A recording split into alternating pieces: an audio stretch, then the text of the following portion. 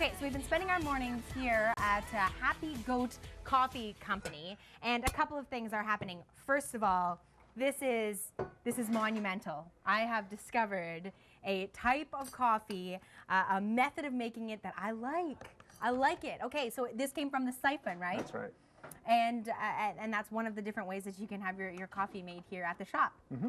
Why does it taste so? It's light and it's almost, you described it similar to a tea. Well, yes. I mean, because it's actually not only the way it's made, but also the type of coffee. We use the Ethiopian Yerga Chefe, which is light, a little citrusy. The aftertaste is amazing. It's very clear, crisp, and that is actually contributed to the siphon. Okay. Yeah. And look at it, it's black. I haven't put any cream, milk, sugar, nothing. Yeah. Yes! You know, when you said you were going to make a believer out of me, I was skeptical. Well, I thought I would. Everyone else that comes to the door says that this is the best coffee in the city, but, you know, if you don't drink it, who are you? You wouldn't believe it. That's right. Exactly. Okay, so now you're putting me to work. That's a big one. Okay, not with There's this another one. But, okay, we're talking bagging. So you can come and you can buy bags of the coffee here. That's right. Or how many different shops are you in now across the city? There's about 8 or 9. Okay.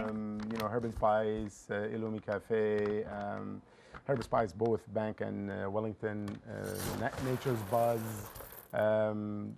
Life of Pi. There's quite a few shops now that are carrying it. And all of them are listed on your website. That's correct. Right? Yes. Okay, so if you're looking for the nearest Happy Goat coffee supplier That's right. near you can find that on the website. Now, what is this inside the bag? This little thing here. See if I can show it to you.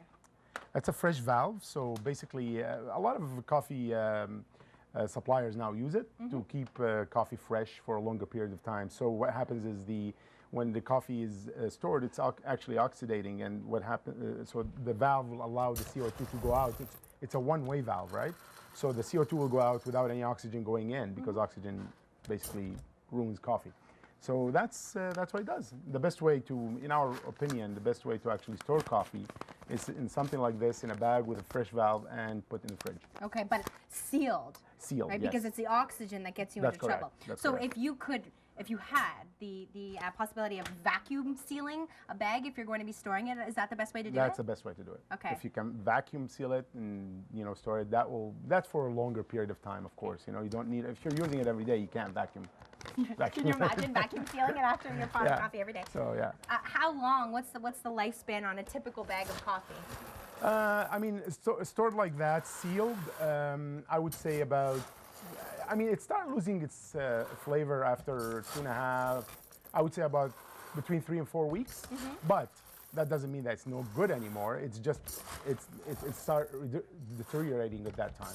But it's still good. You can still use it after, I would say, about a month and a half. But once you grind it, you got to use it right away. Oh, so don't grind it and leave it on the side. That's why when you buy ground coffee already, it cannot be fresh. Okay. Do you think that, I mean, you mentioned that you're roasting 3 times a week, right? Yeah. So do you think that because you're roasting it so much that that your coffee lasts a bit longer because? Well, yeah. I mean, it's just because we don't over roast, and we basically roast for the week. So all of our coffees, most of our coffees are actually consumed within, or sold at least, I don't know about consumption, but sold within the first week after roasting. Okay. Yeah. And by the sounds of the coffee fanatics that are coming in here today, how excited they are about your coffee, I think that it's not only purchased, but probably consumed. Yeah, I think so too. Okay, head to the Happy Goat Company website to learn more information. Now, they are great supporters of the community here at the shop. So before the end of the show, I'll introduce you to some of the artwork by local artists that are on the wall.